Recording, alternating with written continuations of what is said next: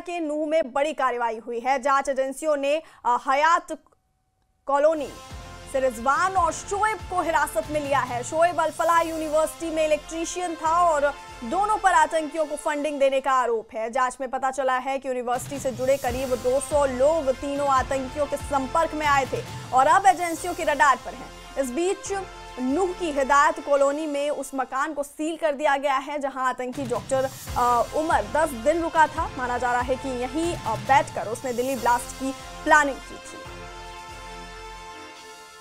बड़ी कार्रवाई यहां पर हरियाणा के नूह में भी की गई। हयात कॉलोनी से रिजवान शोएब को पकड़ा गया। शोएब अल-फलाह यूनिवर्सिटी में इलेक्ट्रीशियन था और दोनों पर रिजवान और शोएब पर आतंकियों को फंडिंग देने का आरोप है। और अब करीब 200 लोग आतंकियों के संपर्क में आए और अब